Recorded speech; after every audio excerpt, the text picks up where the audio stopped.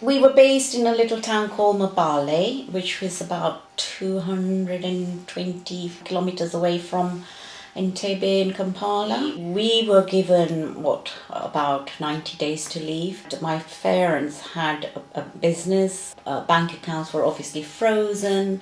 So we had a very difficult time to prepare everything. And then the journey was quite a difficult one. We came in tandem with my uncle and his family, and we came along in 2 cars.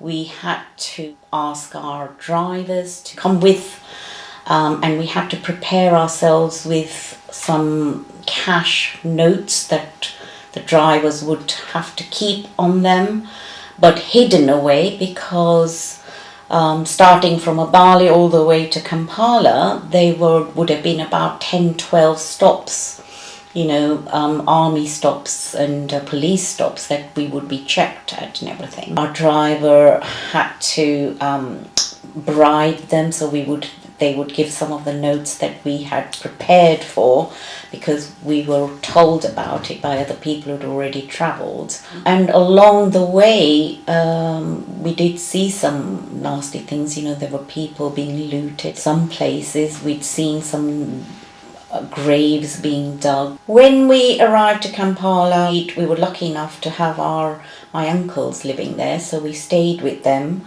And whilst all the ladies were at home, my father and my brother actually went to the High Commission office, the embassy, where we would all have to get our visas to get to the UK. So that's what they did, and again they had to take our passports with some money with them as well. So visas would have to be bought, but then if there were any issues along the way, they would have had to bribe people, and that went on a lot. But anyway, they eventually got the visas. When we got to the airport, we were all searched and checked, and I personally, being the youngest, I had a knitted, it was a crocheted doll. It was quite this sort of size doll, and it had a crocheted skirt, basically like an English old-fashioned skirt, and the body, and then a hat. As we were going through, one of the guards took that doll away from me, and I was very upset. And he said that we need to check this doll. And so basically my doll's dress was ripped off, cut with basically a knife, because they wanted to check whether there were any notes were stuffed in there. So that was one of the worst memories I've had since when we left Uganda, that they totally ruined my doll, and it was very upsetting. But it wasn't as bad as what my mum, because they actually checked all the ladies, and my mum had some jewellery upon her, gold jewellery. And yes, they took a couple of her bangles, which she was wearing, so they took those bangles. But at least we were all safe, and we weren't injured or we weren't hurt in any way, because there were other horrendous stories that we'd heard about where people were stabbed, a lot of people were killed as well. We boarded the flight, we arrived at Stansted Airport, and when we arrived it was very cold and there was a lot of snow. We were taken to an area where we were given some coats, and then we boarded the coach. Then we came to Honiton, Heathville camp on the coach. And when we got there, it was snowing a little, and it was quite interesting to see this fluffy cotton wool things falling down. But it was really nice to see the snow. And also, obviously, it was very cold, but it was a lovely sight to be at the camp where we felt safe. And then we went into a hall where there were loads and loads of coats and nice warm clothes and hats and gloves. And we were offered these items, and I was so happy that I was given a beautiful, nice coat. And that's what I remember about my first visions of the camp. I was only there for a week, but whilst we were there, we did have opportunity to sit down with some teachers, and we were sitting down at various tables with children from local schools, and just talking and writing about what had happened. But of course, I then went on to London, where my sister was, and then, my next journey was from there, basically. The food was okay. Obviously, it was pretty bland. A lot of the Ugandan Asians mainly used to have Indian food at home, a little bit spicy, etc.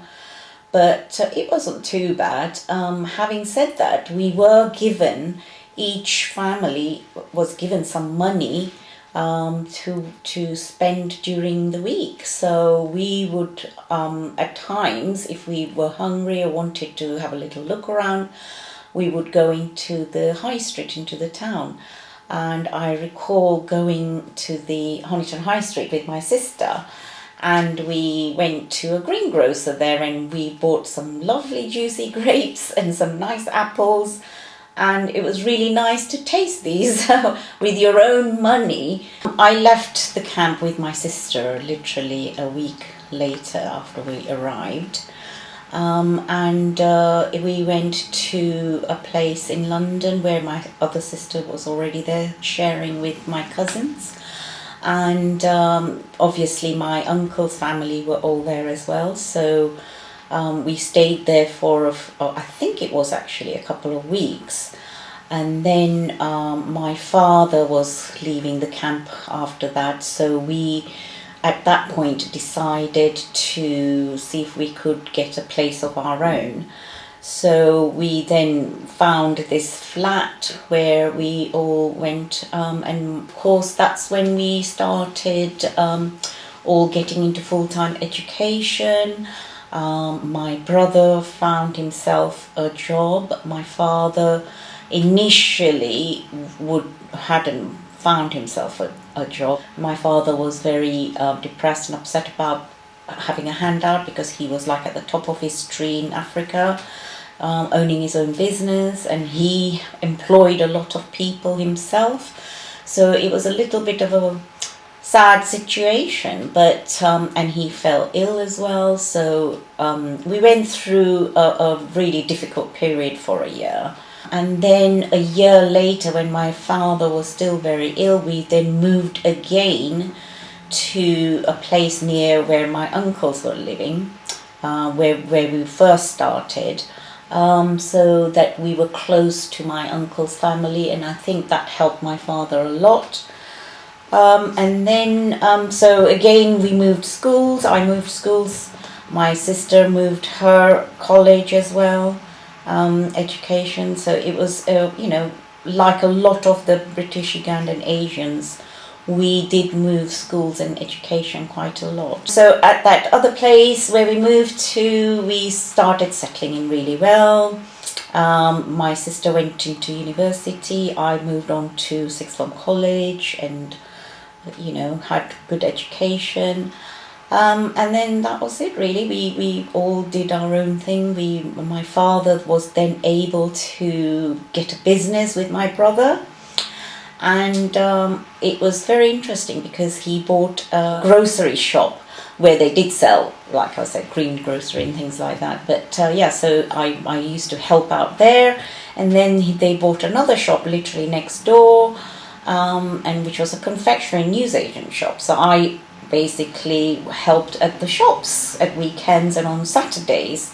After having worked at the shops, I then got on to university, graduated, and then met my husband-to-be. After I got married, obviously we were living in London, and then I think many years later, about 23 years ago, we arrived back into Devon. I came down with my husband and our two little girls, that were quite this high, back to Devon, literally on the doorstep of Honiton, would you believe? And we decided to buy some businesses. Like, we've come back into a circle here and ended up living in Sidmouth, not far from Honiton. And then literally now, 23 or whatever years later, we've got the Ugandan Asians anniversary, 50-year anniversary, and My girls had been asking me about what happened when we came here and how did the story start and everything within the UK. I haven't actually been back to Uganda. I would like to make a trip one day with my family, with my husband, my two girls. It would be lovely for them to go and see my birthplace and my school and things like that. I've got one or two other cousins who actually went from India to Uganda because the current regime there are now asking all the Asians to come back and help rebuild the place. So yes, when we do get to go back, hopefully it'll be nice to go and visit them.